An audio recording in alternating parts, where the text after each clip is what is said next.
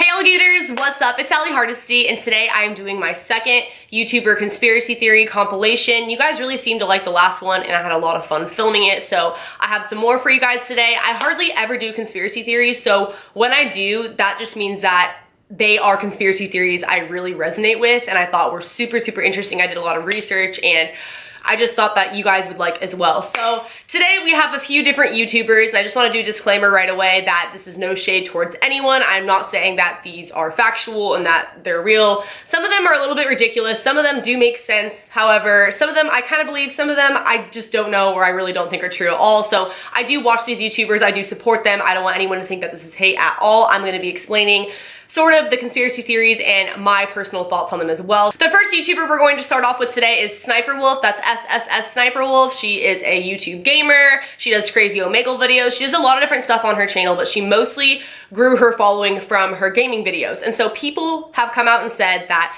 it's fake, that she's not really the one controlling the console, that she couldn't possibly be that good. And she does mostly Call of Duty games in specific that she's really good at. So when I first heard this, I was a little bit insulted, like, okay, so a hot, attractive girl can't be good at video games. But then when I really thought about it, I was like, okay, it doesn't matter how good at gaming you are, people would just generally rather watch a hot girl be good at gaming. Kind of like the message that sex sells, you know? So it has been rumored that her husband is the one actually behind the console, like controlling the games, and she just sits there in front of the camera and acts as if she's playing. Some sort of evidence to back this up is that in one of her videos, she was playing on a PlayStation 4 controller, but the light was off as if it wasn't really on. And then in addition to that, it turns out that she was playing on a PlayStation 3 with the PlayStation 4 controller. But then to just totally contradict that one, people have come out and said that it is actually possible to play on a PlayStation 3 with the PlayStation 4 controller, and you can still play with the light off. Like, there's a way to do that. So technically the proof of that isn't really proof at all, but for whatever reason, people still don't want to believe that it's her playing the actual games. Maybe they're mad that a girl is that good at video games, or maybe they just don't think it really adds up, like it's too fishy, because she is extremely attractive and it would make sense that she would split the profit with someone who's actually playing the games and she would just be the face on camera. She talks, she's multitasking the whole time while doing it, which maybe isn't that hard to do, but people seem to think otherwise. My personal thoughts on it, I don't necessarily believe or not believe it. I'm just kind of in the middle because I don't really watch her gaming videos. I watch her Omegle videos, etc., and I don't know anything about gaming, so I personally would have no idea if it didn't make sense the way she was like holding the console or the light on the console or whatever. Like, I just would never really add up to me in like a suspicious way.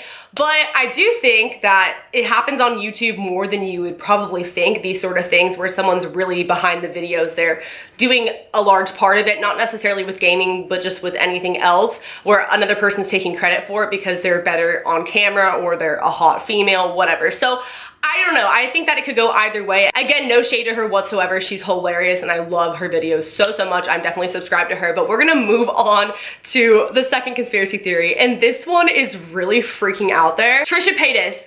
People think that she is a clone of Anna Nicole Smith. If you don't know who Anna Nicole Smith is, she's basically similar to Marilyn Monroe. She's like a sex icon, actress, model. She's not alive anymore. She died in 2007 at the age of 39. And that's sort of where the conspiracy comes into play. She died super mysteriously. Again, really similar to Marilyn Monroe. Like, it's kind of weird. And people just kind of wrote it off as an overdose because she was really into pill popping. But at the same time, they kind of covered it up when she died. It was just really sketchy about the way that she died in the hotel room. And there are probably other videos on that on YouTube if you guys don't know anything about her death. Otherwise, I'll totally make one because I think it's super interesting. But basically, the way that she died was just really shady, and people don't always necessarily believe that it was suicide or an overdose, that maybe someone tried to kill her, Illuminati, whatever. A conspiracy theory is like that for pretty much every model or famous actress slash sex icon that dies, I feel like. But still, Trisha and her look very similar. Like, it's kind of scary, but a lot of people also say that's only because Trisha has done makeup to try to look like her. Like, she's done sort of tutorials and just videos impersonating her on her channel because she really idolizes Anna Nicole Smith. Because of this, a lot of people have said that Trisha wants to be her so bad that she should stop copying Anna.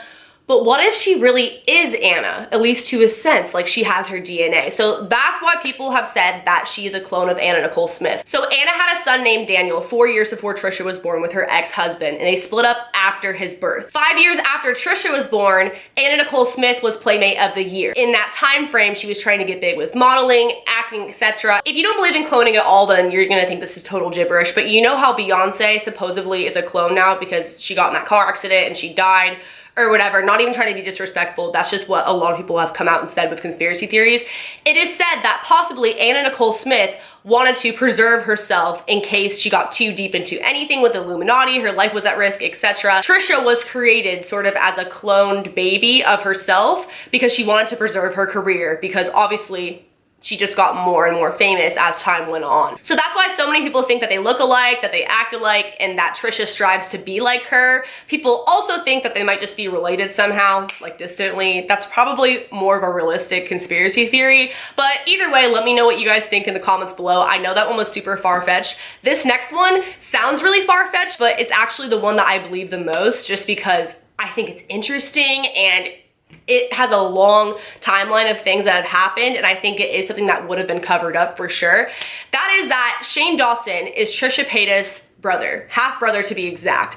And that sounds so insane, right? But I'm gonna talk about it. So as you may or may not know, Shane Dawson's parents are divorced, and it has been rumored or allegedly said that his dad cheated on his mom, and that was another reason why they got divorced, in addition to him abusing alcohol. So because of that, people think that Trisha Paytas may have been the result of a love child from Shane Dawson's dad and Trisha Paytas' mom. Some stuff that sort of backs this up or makes this theory more convincing is the fact that Trisha was born 2 months before Shane. That means that if this is true, the affair was most likely happening right before or around the time that Shane's mother found out she was pregnant with Shane. So it's like, do you really want to tell your wife that you got another woman pregnant right when she finds out that she's pregnant with your kid? I don't think so. So that's a huge reason why this might have been a well-kept secret. So as time goes on and Shane's YouTube career continues, he said that he got back in contact with his dad, that he tried to make amends with his father because they never really had a good relationship. Around that time is when conspiracy theorists think that he figured out about Trisha, that his dad told him about Trisha Paytas, and that was his half-sister. So also around this time was when Trisha and Shane, like shortly after this, started putting out videos together. And in one of Shane Dawson's podcasts with Trisha, Trisha admits, like she comes out and says, like they're talking about how Shane really launched her YouTube career. He was the one who really showed her the ins and outs of YouTube and got her going with it.